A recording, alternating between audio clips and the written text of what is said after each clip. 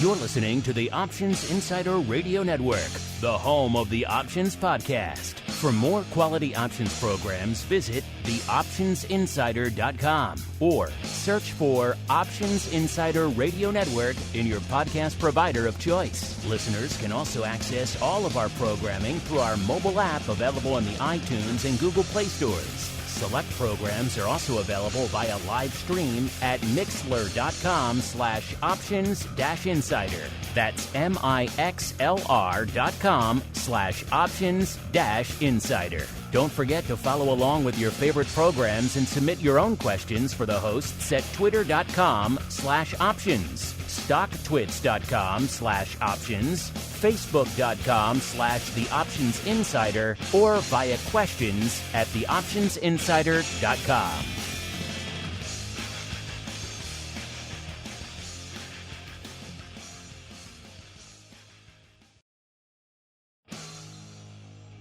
And now, it's time for the show that breaks down the options market from unusual activity alerts to market analysis, strategy overviews, listener questions, and much more. If it involves puts and calls, then our all-star panel will break it down. It's time to hit the Option Block with your host, Mark Longo from the Options Insider Media Group, and co-hosts Uncle Mike TOSAW from St. Charles Wealth Management, along with Mark the Greasy Meatball Sebastian and Andrew the Rock Lobster Giovinazzi from OptionPit.com. The Option Block is brought to you by tastytrade.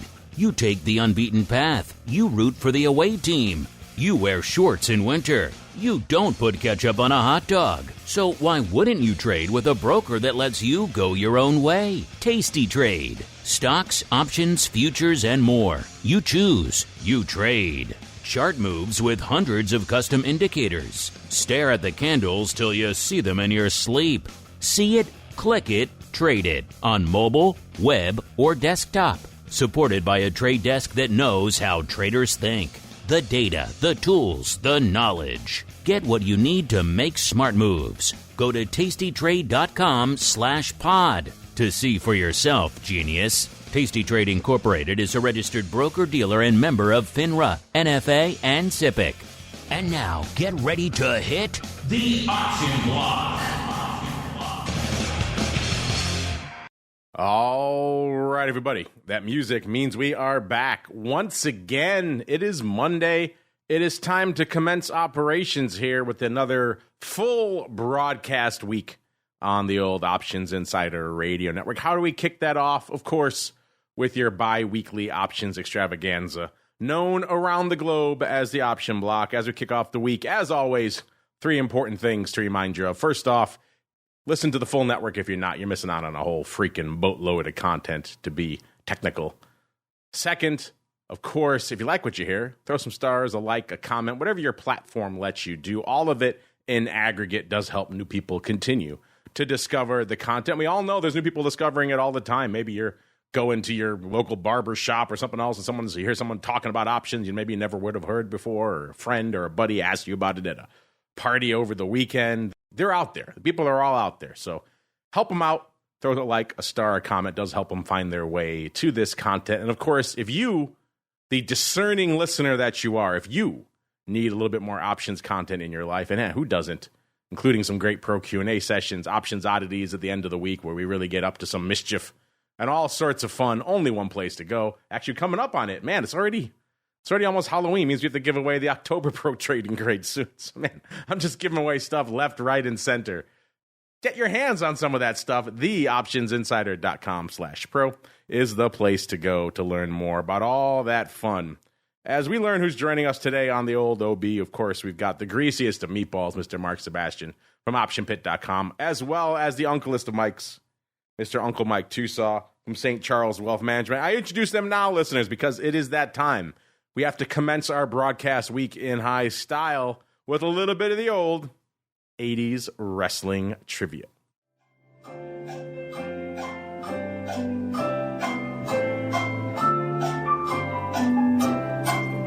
All right, everybody, let's do it. Let us commence the guessing game right and proper. Today's wrestler is an interesting one. You know, I was looking over some of the data about him. In general, this person, we'll start you off vague, and then we'll get a little bit more specific. Let's see if Uncle Mike wants to buzz in now. Haha. He started off his pro career, actually playing professional football. He played a couple of years of preseason mostly for the Raiders and the Cowboys, so wasn't really a football star. Then he went up to the Great White North, where he began to learn the dark art of pro wrestling. And at one point, he went to the Calgary Stampede, where he won the Anvil toss, throwing it 11 feet 2 inches. There we go. The Meatball. If you didn't buzz in on that one, I would be shocked. Mr. Meatball, who could possibly have won the Anvil toss in the Calgary Stampede, sir? I'm going to say it's Jim the Anvil Neidhart. Yes, Jim the Anvil Neidhart, one half of probably my second favorite tag team of the 80s. Obviously, everyone knows I'm a Demolition guy. But right behind him, the Pink and Black Attack, Bret Hart, Jim the Anvil Neidhart. They were 80s pro wrestling at its finest. You had the slick guy, and then you had, of course, the bruiser. And that was Jim the Anvil. He actually went to learn from Bret's dad, Stu Hart, married one of his daughters, so he really kind of married into the family. And then, of course, he passed away actually a little over 5 years ago now, which is crazy. It was August of 2018. I do believe his passing, we started talking about 80s wrestling, was one of the catalysts for the creation of this segment. So maybe a few months, maybe a year later, we started talking about, how many 80s wrestlers, and Jim the Anvil just died. And so he, in some way, is to blame. If you hate this segment, if most of you love it, so for those of you who love it, you can thank another legacy of one James the Anvil Neidhart. As we keep on rolling, listeners, right on into the trading block. It's time to break down the latest topics, trades, and trends in the world of options. It's time for the trading block. All right, everybody, welcome to the trading block, the portion of the show where we see what's lighting up the tape out there and see what's moving these markets. And you know what? It seems like the concerns that were weighing on the market last week are now in the rearview mirror, at least for the time being. We all know this market can turn on a dime. But right now, we are back in the Uncle Mike phase with the S&P up nearly 0.75%, NASDAQ up about 0.2%, and a rare moment where the Dow is leading the charge, up nearly 1.2%. Of course, we got Fed on the horizon, so you might think folks would be keeping their powder dry heading into that, but not today. They are buying up all the stocks they can get their hands on. That means our vol friends are mostly lighter than they were on the Thursday show. VIX, when we kicked off the show, a little bit shy of 20.5, about 20.40. It's down about 1 1/3 points from where it was on Thursday. VVIX back below 100, just slightly, down to about a 98, puts it down 7 handles from the Thursday show. VXX 2560 down a little over 1, about 1.15 points. UVXY 1830 down exactly a point. SVIX 2385 up nearly a full point, about 0.85. And our old friend UVIX at about a 40 exactly when we kicked off the show. It puts it down a little over 3 points. Of course, if you know UVIX, if I re-rack it right now, it's probably at a 26. Who knows? The thing moves at just a lightning pace. It's ridiculous. All right, let's go around the horn. Mr. Meatball, you are our winner, so you get to go first. Before we even get to today's market fund, sir, what are some of your enduring memories of one Jim the Anvil Neidhart, sir? Yeah, well, after Bret went off on his own, he ended up pairing with Owen for a while. And then, was never able to kind of pull it together as his own kind of singular wrestler. He always needed to be a part of a team. That was the way it worked. But I believe he was hilariously one of the Survivor Series. They did Team Canada versus Team United States, and there was one person from Canada on Team Canada. Everyone else had some association with Canada, but was actually American. And then on the American side, it was all Americans. The Canadian side was, I believe, Owen Hart, Jim the Anvil Neidhart, and a couple other guys. Jim the Anvil Neidhart is American. And then I don't remember who was on Team USA, but, kind of hilarious that it was Team Canada versus Team USA, and literally everyone was from the United States. As it should be. Bulldog was on Team Canada. As it should. Yeah, Bulldog. I love that. He married in too, though. So he's one of those marry-in guys, right? Mm-hmm. Yes. Many of them were, in fact, had associations with Canada. Canadian brothers-in-law. Yes. But really, very, very non-Canadian on Team Canada. Interesting stuff. And what's catching your eye out there on yet another Uncle Mike type of day, sir? It was a lot more Uncle Mike on the open. We've been kind of threatening to fall apart and then threatening to take off. We've been kind of stuck in a relatively tight range all day. Vol is coming off after getting really spicy on Friday, as you'll recall. The Dow is, in fact, the leader. We've got strength in a lot of different businesses, but it's getting helped by Deere, which is up a lot and weighs heavily in the Dow. Microsoft, it's getting help from, let me take a look at UNH, I believe, is the biggest. Goldman's having a great day, so that's helping it. And United Healthcare is up as well. So all the high dollar stocks that are rallying are giving the Dow a nice boost. The laggard, interestingly, is the S&P, is the NASDAQ 100 for the second day in a row. Or no, not the second day. It was up on Monday. It was the only index that managed to close in the green on Friday. But how about Tesla falling back below $200 a share? That I think is kind of interesting. And a lot of weakness in gambling stocks. Basically, they're kind of taking energy, and companies that don't make money are kind of the big losers for the day. And you've got some strength in industrials. Intriguing stuff. We always talk about the old world economy Dow, but it has some flavors. Interestingly enough, because it has Microsoft and not Alphabet, it's probably why it's up right now. So again, picking winners in the AI wars, listeners, all sorts of fun. Uncle Mike had a ringside seat for the Monday Night Wars, even though I think he was probably less of a wrestling fan by that. That was post Jim the Anvil era. Mr. Uncle Mike, sir, what are your enduring memories of one Jim the Anvil Neidhart, Canadian by marriage? And then what's catching your eye in the markets today? Well, I mean, with Jim the Anvil Neidhart, he never really did make it on his own. He was always part of the Hart Foundation, and I couldn't even remember him wrestling in a singles match ever. I remember a ton of matches with the Hart Foundation, but just in all of my memories, I know he did. He would do some singles stuff to job for guys they were trying to push, because one of the nice things about being a good tag teamer is you could lose a singles match, and it didn't, it didn't really hurt your rep the way it would an individual wrestler. So I believe he did do a lot of jobs on the singles side. Never any success, though. You're right. Yeah, exactly. I don't really remember a lot of it. It was funny when you were asking the question. I got so caught up in trying to figure out who played for the Raiders and the Cowboys. I knew that would consume you. I knew that would. I'm like, not that person. Then I heard you say Anvil, and then right as I was getting ready to hit the buzz button, Sebastian beat me. I knew that would be a little bit of a distraction if I threw that out there first, see who would bite on it. I thought that was funny. Yeah, that one got my mind going the opposite way, so that was good. But anyway, so in terms of the market today, we're having we're not as high as we were by any means, but we're definitely higher. And I think that I believe what is kind of helping us stay adrift, so to speak, right now, or the main thing that's keeping us adrift is that if you look at just a chart from Friday, the price bar from Friday, we held 4,100. And so that does to me look like a pretty key level that there's a lot of activity at the 4,100 level in the S&P, and that it was a point of resistance in around a year ago.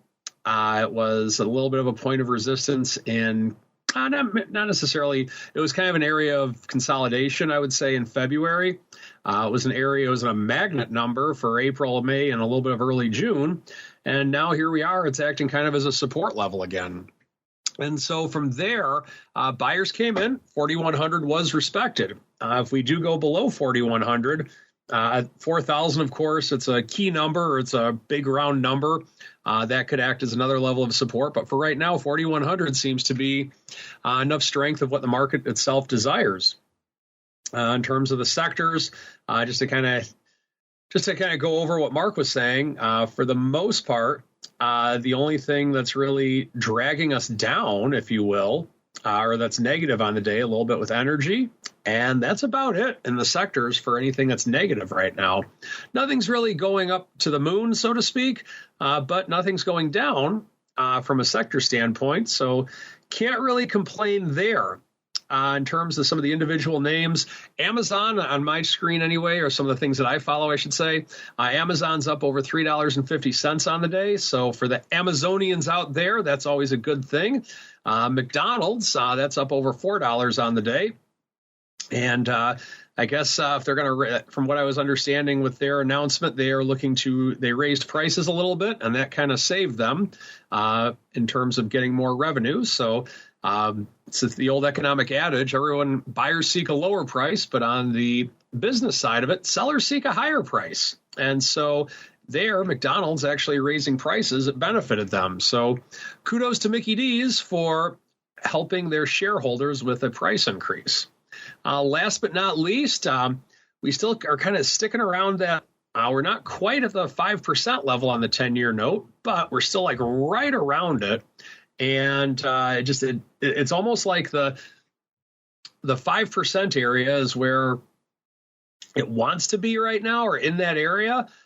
So we'll see if we can stay around that area in 10-year note land. So a quick update in terms of what I've been doing with a lot of my bond holdings. I'm very short term right now with the vast majority of my higher net worth clients. And just in case the Fed decides to say, hey, we should start lowering rates right now, we're going to lower rates, which I think they should say, but that's just my opinion.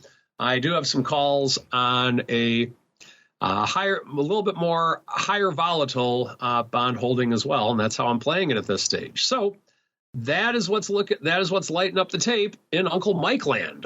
In Uncle Mike land, indeed. Let's roll on out to options land, see what's lighting it up out there. By the way, before we get there really quickly, I forgot to mention, I do believe Jim the Anvil, now in the WWE Hall of Fame, inducted, I believe, after his death as part of the Hart Foundation went in as a tag team. So he went in for that, so the Pink and Black attack. In fact, I do believe that was the night that Bret Hart was attacked, giving the address about Jim the Anvil and accepting on his behalf that random person attacked him.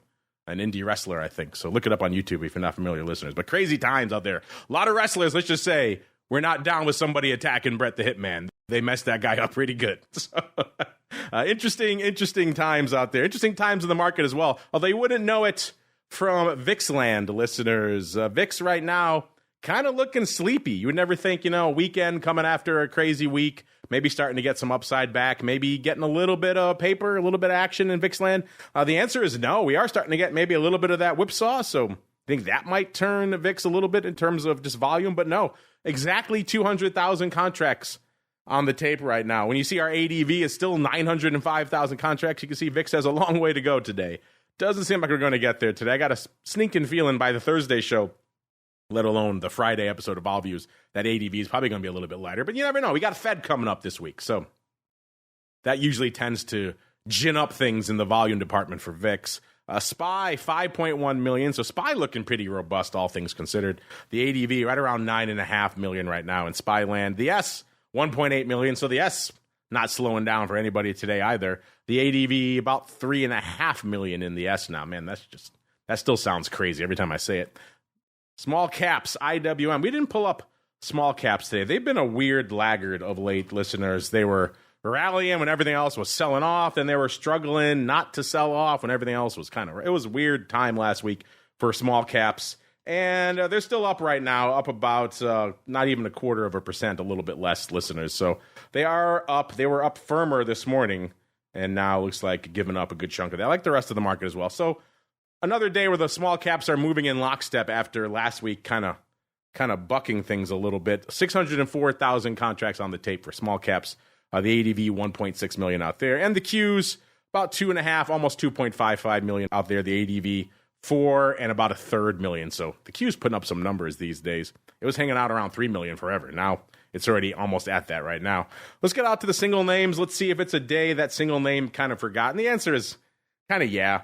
And also, this looks like just a pretty much traditional reshuffling of the deck here, listeners. I see one name maybe 2 if you want to stretch, that don't normally pop up in our usual suspects list of top 10 frequent offenders. The rest, all of our usual suspects out here, including number 10, the chip zone coming a little early today. Only cost you 173,000 contracts to break into the top 10. So that shows you it's not exactly a banger day on the single name front. If this turnaround continues, maybe we get dark side, maybe that'll change. But right now, not the case. Number 10, AMD, 173,000. AMD off about $1.25, trading a little bit north of 95, about 95.15 right now. Got as high as a little over 97 earlier this morning, so that seemed like that was pretty short-lived. They gave that up pretty quickly. So they flirted with 97 and now have crushed it back down to almost 95. And good for the number 10 spot. Number 9, it's Alphabet. 198,000 contracts on the tape for them. They're still up about 210 right now, trading 124 and about a quarter. They got as high as almost 125 and a quarter. So they've given up about $1 from the highs, but they're also off their lows of about 120 and a half. So interesting stuff out there for, I almost said Microsoft. That's number 8. Spoiler. Number 9, good old Alphabet. The AI war is coming fast and furious in our top 10 today, listeners. Number 8, I already gave it away. It's good old Softy. 334, almost 335, 334.95 or so. Up about $5 and change, 513. So getting back a lot of what it gave up last week. It was a weird week for Microsoft last week. Everybody loved it post earnings. Then they came for it almost immediately. Very weird to watch the turnaround out there. But they had 24 hours of optimism. And of course, they did finally close this Activision deal. So interesting to see what that means. Gaming now very much a pillar for Microsoft going forward, where in the past it was kind of a bit of an also-ran. They have acquired half of the studios now, it seems like, in the gaming world. So whether they like it or not, they're a big player. So interesting stuff out there. Got up to about 330, actually looks like 339 and about a half. Wow, that's pretty high for them. 336.18 is where they're hanging out right now. So they shot it up early and they kind of gave it back up to right around where it is right now. And it's kind of been bouncing around this 335, 336 range. The rest of the morning, again, good for number 8, 209,000 contracts. Number 7, it's Meta, 302 3/4, up about $6 right now, a little over 2%. So a nice pop for them.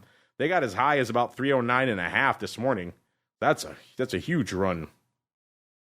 303.60 is where they're hanging out right now. So they've given up a lot of that upside, listeners. Intriguing stuff, but off their low also of 299.05. So they've had a little over $10 range on the day. That's a pretty banger day for the artist formerly known as Facebook.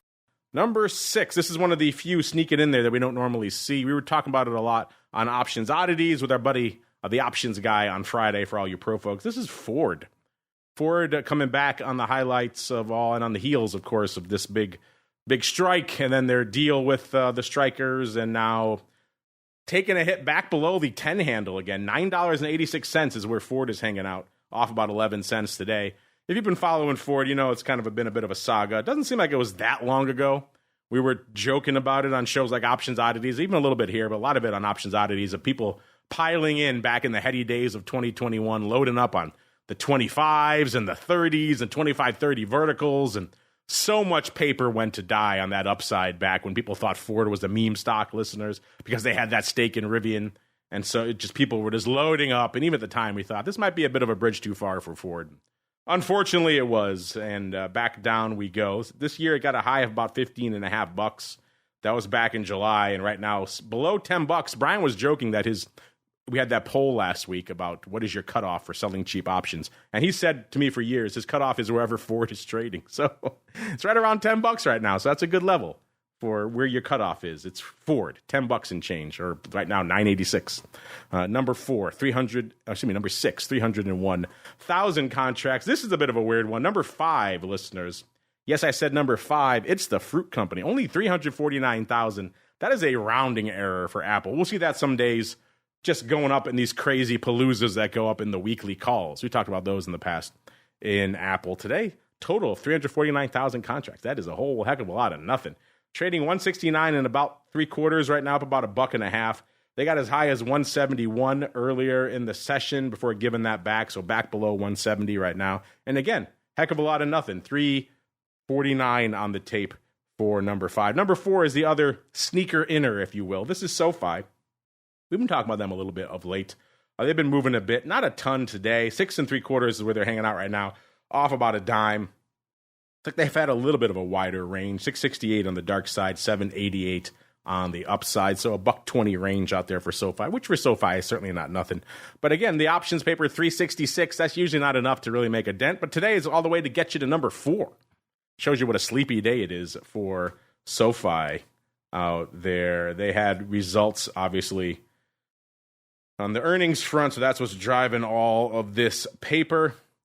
Number 3, listeners, it's NVIDIA, tip of the AI spear, 405.88 right now, up 88 cents. They got as high as 422.82 this morning, and the low was 404.81. My goodness, $18.01 range. That is not something to sleep on here. NVIDIA right now, 516,000. And the number 3 spot, number 2, Uncle Mike was just talking about them. They're the Amazonians, 131.42 right now, up about 370. So a nice little pop for them. They've had a range of 127.63 on the dark side and 133.47 on the upside. So that's actually a pretty impressive range for Amazon. They move, but usually not to that degree out there. Number 2 today, 537,000 contracts.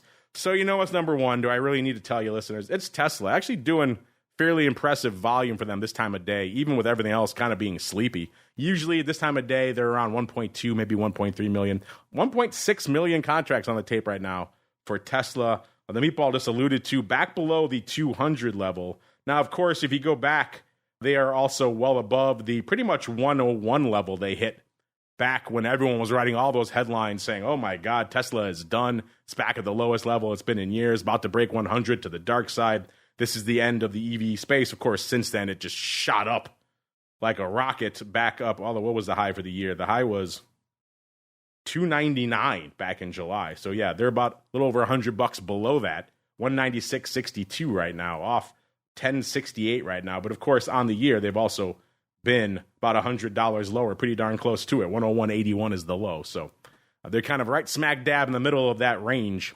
So if you believe the past is prologue, then they could potentially have another $100 of downside to go. That would be interesting. That would certainly be a lot of hand-wringing, a lot of dire headlines like we saw last time. But intriguing stuff. Speaking of intriguing stuff, listeners, man, we got a stacked week for earnings this week. Uncle Mike mentioned McDonald's this morning before the bell. We also had SoFi before the bell. Everyone's favorite, Pinterest, out there. Tomorrow we got Pfizer, Caterpillar, JetBlue, Match Group. They pretty much own all of online love, it seems like these days. So if you want a little online love, Match is the place to go. They're popping off tomorrow. Wednesday, CVS, Roku. Used to be a big frequent offender on the most actives. Haven't seen them up there, though, in ages. Qualcomm, Etsy, and DoorDash, and EA. Thursday, Palantir, another name on the AI vanguard there. Shopify, Lilly, Moderna, CROX, a little fruit company you may have heard of. DraftKings, Starbucks, Coinbase, Duke Energy, a.k.a. the Duck. Oh, and Portillo's, too. So a banger day on Thursday. Friday, a little company you may have heard of called SIBO and Cinemark. Let's look at a couple of things that are popping off this morning. Let's go out to Mickey D's. They were before the bell today. Uncle Mike just loving the price increase out there. I'm still getting over the fact that they got rid of 24-hour breakfast. That killed any McDonald's interest for me after that. There was morning before the bell. 255 3/4 is where they were trading. They were pricing in about 3%. They delivered about 1.3%, so they were pretty much about halfway to their straddle. Looks like as the day has gone on, they've caught up a little bit more. They're up about 2.25%, so they're closing in on that straddle. We shall see. Not usually a banger name out there. Good old Mickey D's. Let's go out here really quick to see if any other names are popping off this morning that are worth getting into. Western Digital, not too exciting unless you're really into hard drives. They're pricing in 6.5%. They delivered about 6%, so nothing too exciting there. Halloween earnings, what we got coming up, listeners? We've got BP and Caterpillar tomorrow. BP before the bell, they were pricing in, they're trading about $38.64. They're pricing in $1.78. In the past, they moved to $1.57. Caterpillar tomorrow before the bell, $238.5. They're pricing in nearly $12, $11.81. In the past, they've moved $9.06. So that's a heck of a lot of extra juice out there in Caterpillar. My goodness. Let's keep on rolling. We've been saying for a while, it seems like a lot of names are leaning to the more juice rather than the latter. Let's see if that trend is continuing. Let's go out to Match Group. Pretty much all of online love.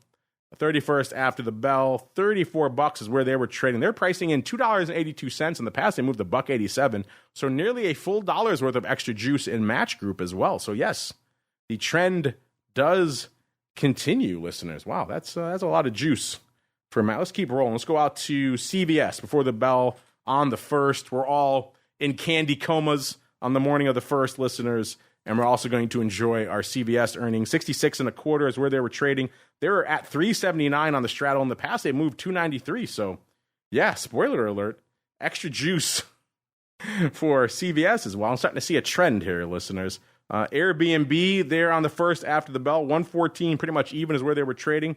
They were pricing in 9 3/4. In the past, they moved $8.50. $1.25 worth of extra juice in Airbnb as well. My goodness.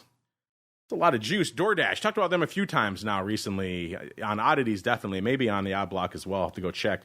But they're on the 1st after the bell. 70.65 is where they were trading. They're pricing in, get this, listeners, $6.56. In the past, they moved $4.42. My goodness, fully $2. $2.14 worth of extra juice for DoorDash. My goodness. Even gaming, November 1st after the bell, EA, 122.63. They're at 586 in their straddle. In the past, they've moved about $5, so nearly a full dollar for them as well. My goodness. Roku, 1st after the bell, 56 and a third. They're at 710 for their straddle. In the past, they moved about 6 and a quarter. So spoiler alert, more juice there. Looks like Qualcomm, maybe one of the few names bucking the trend.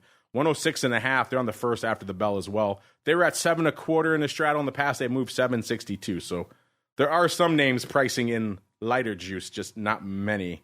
Let's go out to rubber shoe fame. You know, where rubber shoes go, the market follows, right? That old adage. 2nd before the bell, $86 is where they were trading. They're pricing in $8.84. In the past, they moved $8.50. So more juice, not quite as much as some of the other names, but still leaning on the more juice front. Let's go to the Duke, a.k.a. the Duck, Duke Energy, the 2nd before the bell, 87.5. I'm waiting for someone to write in saying, why do you call Duke Energy the Duck? But $2.99 is what they're so $3 for the straddle, listeners. In the past, they moved less than $1.50, $1.47. So they're pricing in a 2-banger on the Duck there for the straddle. My goodness. You seen the trend here, listeners? I certainly am. Let's go to Moderna, 2nd before the bell, $72 is where they were trading. They were at almost $7 for their straddle, $6.81. In the past, they've moved $4.72. So yeah, spoiler alert, they're pricing in a whole freaking ton of juice. Okay, here's the one that matters. Portillo, 2nd before the bell, about $15 is where they were trading when we ran this report. They're pricing in almost $1.20. In the past, they moved 91 cents. So leaning towards more juice in Portillo's land. I know I like my Italian beef with a little bit of extra juice, so maybe that's what they're going for there. Starbucks, 2nd before the bell, 92 even is where they were trading. $5.10 is what they were pricing in on their straddle. In the past, they've moved $4.49. So yes, extra juice. We could keep going on here, listeners, but extra juice is the order of the day. My goodness. And it's borne out right now. The season is hanging out right now with 276 names reporting. 133%. My goodness. That is some serious outperformance. Oh, you know what? Here, we got a couple more here. We're producers adding them in last. I thought we were missing some here. Let's go out to some names you may have heard of, like Apple, the fruit company, 2nd after the bell. Let's see if they're keeping the trend alive, listeners. 168.22 when we ran this report earlier this morning. They were pricing in about 6 3/4 on their straddle. In the past, they've moved $6.39. So the answer for Apple is yes, more juice. Not quite an explosive amount, but still a decent amount. Let's go out to DraftKings, too, 2nd after the bell. 26.64. They were at $3 exactly in their straddle. In the past, they've moved $2.80. So they're a little bit more juice, a sprinkling, a dab, if you will. The season, though, just bonkers, explosive. 133% right now. That's obviously going to have to come in. But unless all these names keep performing the way they are and pricing in the way they are, then maybe not. But I would expect that to come in. Our long-term average is at 100%. If you want to see all that data for yourselves, listeners, we got to get going. I've been gassing on here, but we're having fun. Time to have more fun, though. It is time for the Odd Block. It's time to break down the most interesting, unusual, and downright questionable options activity that's been identified by theoptionsinsider.com. It's time for the Odd Block.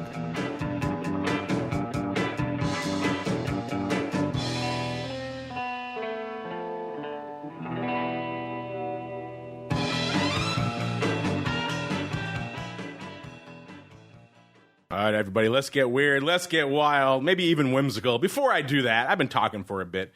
Mr. Meatball, we have some data we found out here and some fun Eye of Saurons. But I know you come armed occasionally with some interesting nuggets that have come across your radar as well. Any names you want to dive into before we unleash the beast, sir? Yeah, I got a couple. I don't know if you saw what's going on in Toast. Yes, but that is our first one here, toasting. All right, what about ETRN? No ETRNs. We can go there if you like. All right, ETRN, this is Equitrans Midstream. Big buyer of the November 9 calls. They paid 13 cents on about 15,000 of them. This company has earnings tomorrow morning, and we've seen the vol start to creep up a little bit here. Stock is down after, they got a nice dividend coming up on the 15th, so one to keep an eye on. Yeah, this is one we talked about in the past quite a few times. It's been a few months. Not a name immediately leaps to mind for me when I'm saying I want to buy a ton of near-dated upside. But that's kind of a trend lately. I think Andrew and I were joking about that on Oddities not too long ago. About people are buying now some nearer-dated flyers and names that you wouldn't necessarily expect. The fact that Equitrans also has a dividend coming up doesn't scream you want to go out and buy some calls. But apparently this person was not deterred. 16,000 of them, of the 9s in November, listeners. Just a few months ago, back in May, the stock was below $5. It was $4 and change. And then it shot up in their May earnings from about $5.90 up to, on June 6th, it was $9.65. So it can outperform on earnings in the past. I got the feeling the person buying these calls is probably leaning towards those again, but the low was $4.60 earlier this year, not that long ago. So this thing's had quite the banger move already. Do you want more Nov 9s? If that's the case, listeners, you can join the party out there today, trading them for a variety. Looks like around, what'd you say? Yeah, 12 cents, 13 cents in that range, 15 cents, listeners. If you like those, they're sitting there waiting for you. Speaking of things we like, I like a good ticker, Mr. Meatball, and just a good name in general. This is one I'm surprised. I'm surprised we have not come across this name before because it just speaks to everything we like in the space. This is TOST Inc., ticker symbol TOST. So TOST is their symbol. This is an all-in-one point-of-sale system for the Android operating system. So a very specific bit. Oh, this is restaurant software management for Android. So very specific. Hence the name, Toast. All right, I get what you're going for here, Toast. Trading $15.84, up about 7 cents today. Let's see, on the year, a year ago, Toast has kind of been all over the place. A year ago, it was $22. So they're off 6 1/4 on the year, nearly 30%. They got as low as, looks like about $15.50. But first, they crushed it to 16 3/4. That was on December 28th. Then they rallied it up to almost $26. That was on February 15th. Then they crushed it right back down again to $15.52. That was the low for the year, it seems like. Actually, no, the low might have come now. So the low back in March was about 16 1/4. Then they rallied it again to the high for the year, this time in July, of about $27 even. And then since then, it's been pretty much straight down, back to a new low that was set this morning of $15.52. So not a great day, not a great year for Toast Inc. And let's see, what did our Eye of Sauron find? It found some very near-dated puts, listeners. Somebody loading up on the Nov 15 puts, but these are expiring on the 10th. So these are in the weekly, so not even earnings. But you know what? Actually, I take it back because that is far enough to get you earnings. The earnings are on November 7th, so clearly that was part of their calculus. And again, one of the reasons the weeklies exist, allow you to hedge very specific event risk. So they bought 13,000 of these bad boys for 75 cents. That's a 102 vol, if you are intrigued.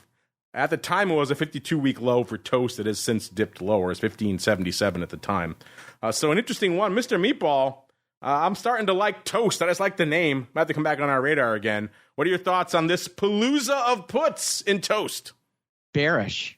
Very bearish. This was a sweeper, wanted to buy as much as they could in short order, all at one price. 15,000 of them. So not just some market maker looking to, or some desk stock jockey looking to make 20 cents. I think they're going for a big one here. The big one indeed. Let's see if we can cap it off here with a big one. And the name we were just talking about, this is Ford. You know the ticker by now, ticker symbol F, listeners. You also know what kind of year it's been. I was just talking about it. The high was not quite $16, about $15.42. That was back in July of this year. The low, $9.68. Guess when that was? Oh, this morning. $9.82 right now for Ford. So, yeah, not looking bueno out there in Ford land. The last week has really been kind of rough for them, crushing down from $11.50 down to hit $9.68 this morning. Seems like, Mr. Meatball, somebody may be thinking this sell-off a little bit overdone. We also saw some very interesting paper on oddities, very long-term, looked like stock replacement type paper going out to, I believe, June of 2025. So it does seem like longer-term, some of the paper lean into the upside. But let's see what we found today. It looks like not quite as long-term as June of 2025, but in March of next year, it looks like they might be leaning the same way. Let's see. 4,693 of the March 10s going up this morning, listeners. Worth noting, Ford is going ex-div pretty soon, but these calls, you're not buying March 10s for the dividend. If you are, you're doing it wrong. But they went up about almost 5,000 times for 72 cents. There are going to be earnings, obviously, between now and March. The next announcement is on February 1st. So 72 cents for a little bit of upside. This also goes back to our poll from last week. How cheap is too cheap? With the stock $9.83, do you want to pay 72 cents for some calls expiring in March? This person clearly does. I'm curious about that, Mr. Meatball. What are your thoughts about these calls and also shelling out 72 cents on a stock that's below $10 to begin with? Yeah, I always wonder about that. I mean, you're paying a lot of money for a stock that is, relatively inexpensive on some calls. I guess the theory is like, you're still getting some decent leverage, but relative to the cost of stock, it is a lot. But hey, if the stock's going to take off, they're going to be happy. They're looking for a return to the old Rivian Ford days, mid 25. Should suit them very nicely out there. So yeah, listeners, are you down with all this upside paper we're seeing in Ford of late? Are you part of that palooza? Are you more inclined to buy the stock here? It might be a good question of the week, dovetailing off what we talked about last week. We shall see. But now it's time to see what Uncle Mike has up his sleeve. It is time for the strategy block. It's time to dispense options, wit, wisdom, and education. It's time for the strategy block. All right, everybody, welcome to the strategy block, the portion of the show where the uncleest of Mikes regales us with options, wit, and wisdom, and also lurid tales of one Jim the Anvil Neidhart. Mr. Uncle Mike, have at it, sir. The floor is yours.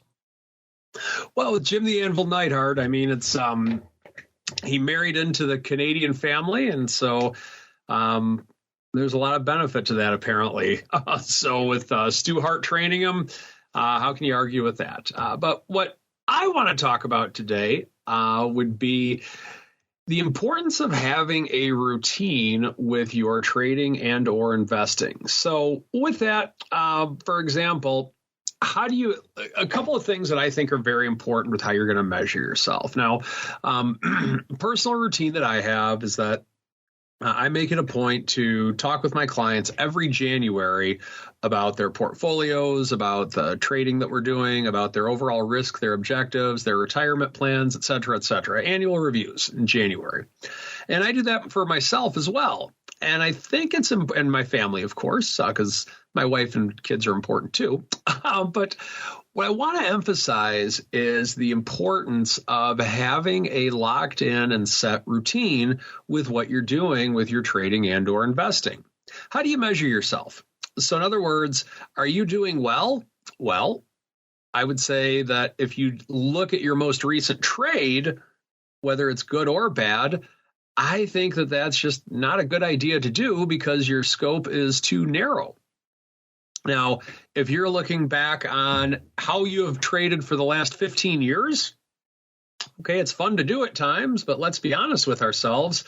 What was happening 15 years ago in a lot of areas really isn't very relevant today. For example, there was this new thing coming out called the iPhone. And the iPhone was going to replace the iPad. Could it actually do that? Or I'm sorry, the iPod. I'm dating myself even more, the iPod. And things don't happen quite the same way with which they did back at that point. So where I'm going with this is that I think it's important to evaluate how you're doing with your trading, your investing, your overall risks, objectives, whatever way you want to put it. I like doing that annually, personally. You can see, how did I do this year? Why did I do things this way this year? What are some things with which you can learn? Now, with that being said, does that mean that you should just forget about what you did back in the days of the iPod? No, not at all. I think it's important to keep trading journals. I think it's important to really have a good feel with what you did back then, because it's history, and that's how you can learn things. Once again, are things the same as they were back then? No.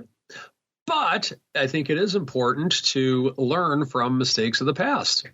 The other day on the Pro Q&A, Mark had asked me a question, and it got to something in reference to sequence of return risk. And so that's kind of a hot button issue with me, because I actually got hurt on that back in 2009. And so what sequence of return risk is when you actually are forced to sell a stock at a lower level that you wanted to hold for a longer period of time. And so at that stage in my career, I needed to sell some stocks to do a couple of things. And so in 2009, these were stocks that I was planning on holding for a longer period of time. However, in 2009, those stocks, like a lot of stocks, were down. And had I held on to them, they would have done well and they would have made a lot of money. But unfortunately, I couldn't at the time. And so during that time, I learned firsthand the problem with sequence of return risk. Those stocks came back shortly after I sold them. Once again, I didn't really have much of a choice. And so it was from that era and that lesson that I learned during that time of why sequence of return risk is something very important. So what is sequence of return risk, and how does it apply to my clients today? Well, one thing that I really try and do is that our clients that are in the distribution phase of their retirement, we try not to sell stocks on lows. So in other words, in 2022, for a lot of clients that had stocks or bonds for that matter, that were down in value, I did everything that I could to not sell them. And we took distributions from other areas. And then, of course, there's this cool thing called the covered call that helps with that as well. But when you're doing that, and you do sell stocks at lower levels, if you got to do it, you got to do it. But it's not something with which you want to do. It's like the old adage, you want to buy stocks when they're low, sell them when they're high, of course. But when you're in a position to where you need to constantly take distributions, that's something that can really burn you. Now, how does this get back to having an importance of learning and a routine? That's one lesson that I learned firsthand in 2009 that I've taken with me for many, many years for my clients when they are taking distributions from their retirement accounts, from just their general stocks, whatever the case may be, because I learned that and I lived it. And I don't want other people to make that mistake. So understand that if you are looking to evaluate your trading strategies, it's important to have a regular routine on how you measure them. For me, it's yearly, and I think that's pretty common with a lot of professional traders. It's also important to keep notes from years past.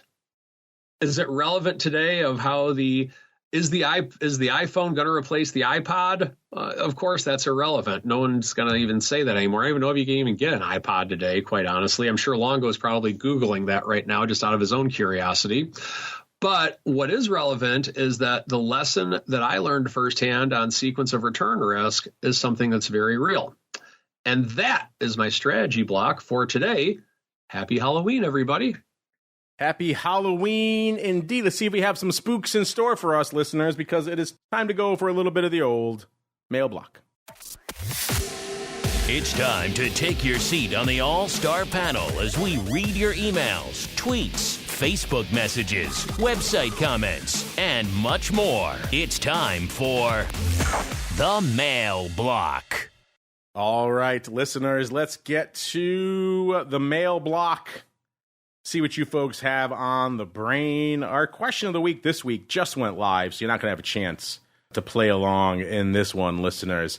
But it was along the lines of what we were just talking about. Remember, I said that was going to come back into play. Our discussion of Ford does dovetail on what we were talking about last week with cheap options. But we said quite simply, we've seen a lot of upside call activity in Ford lately, including the June 2025 935 calls, funky strikes there. They traded for about 2.25. Talked about those on Options Oddities on Friday, as well as, of course, these March 10s right now and a bunch of others. Does raise the question, Ford back below $10. Would you still buy calls in Ford, or you rather just buy the stock? Gave you three choices. Ford, upside calls for life. You're in it to win it. You prefer the stock below $10, or you prefer Tesla. We threw that one in there as well. A little bit of a fun Tesla. That's going to, of course, I think, drive some ire out. That just went live during the show, listeners. So get out there, add options. Make your voice heard. We'll reveal the results a little bit later in the week.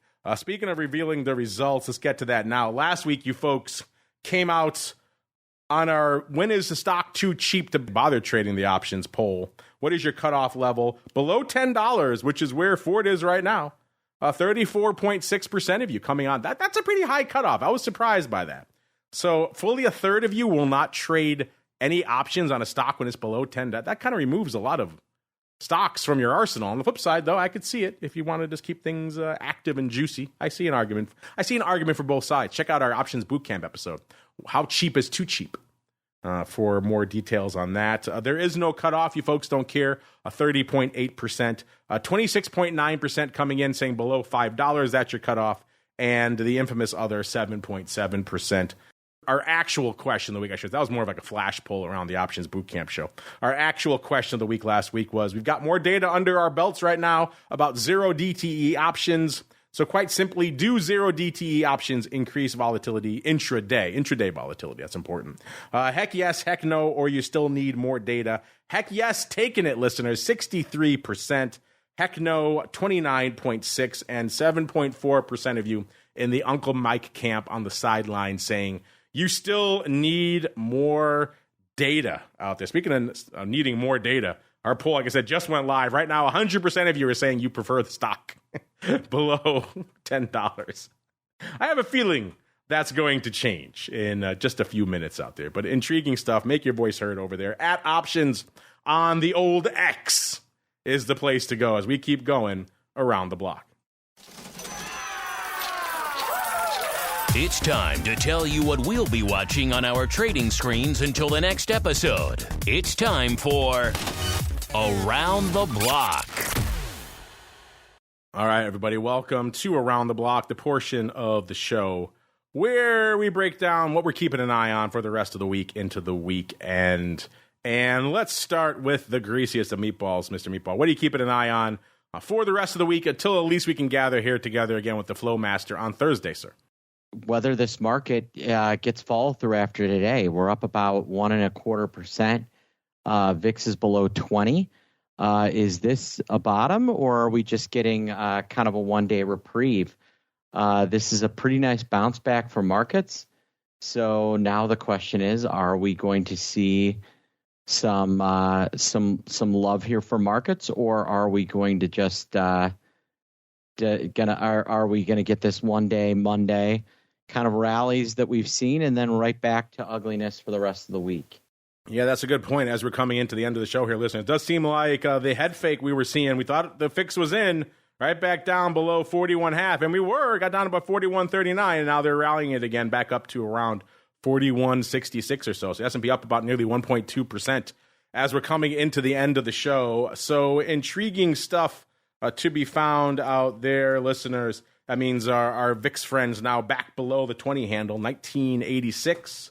An interesting year, also an interesting level for VIX. Will we stay there? We shall see. UVIX back below 40.39.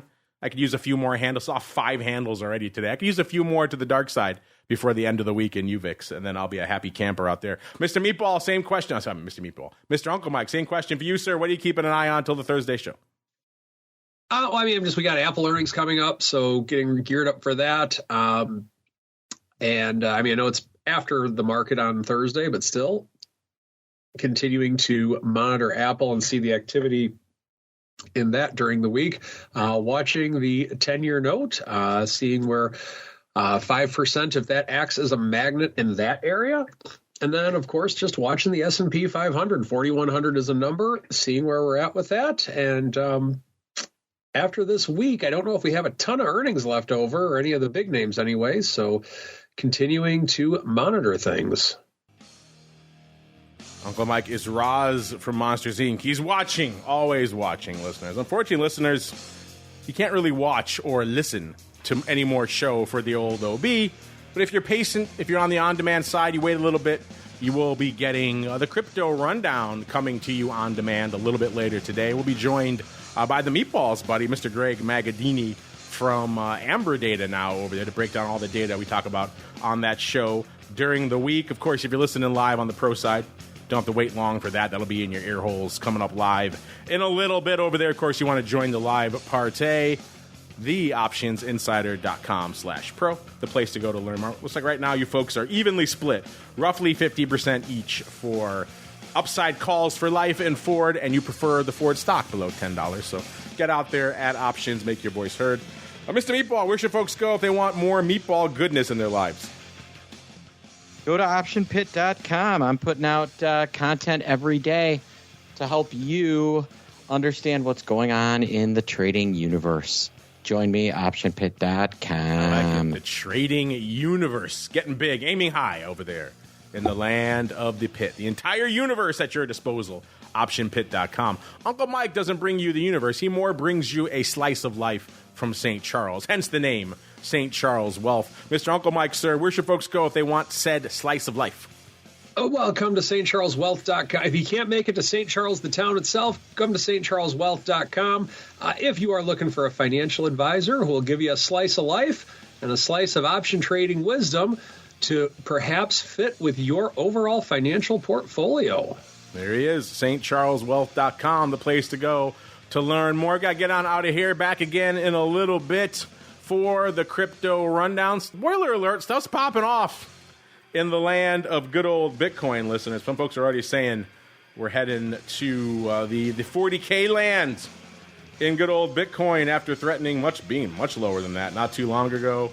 Will that happen? What's going on from a vol and skew and everything else perspective out there in Bitcoin? We're going to find out in a little bit. So if you're listening to this, subscribe to the full network. You'll get the crypto rundown on the on-demand side. Hopefully we'll see you in there on the pro. It's a fun time to be had. We got great pro Q&As coming back at you throughout the week, listeners. Of course, Options Oddities on Friday.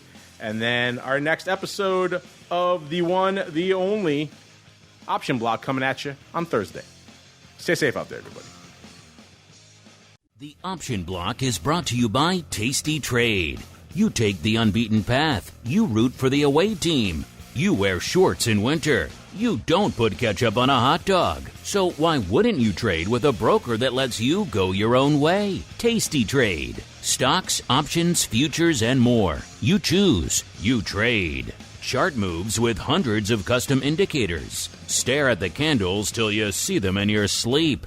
See it, click it, trade it on mobile, web, or desktop. Supported by a trade desk that knows how traders think. The data, the tools, the knowledge. Get what you need to make smart moves. Go to tastytrade.com/pod to see for yourself, genius. TastyTrade Incorporated is a registered broker-dealer and member of FINRA, NFA, and SIPC.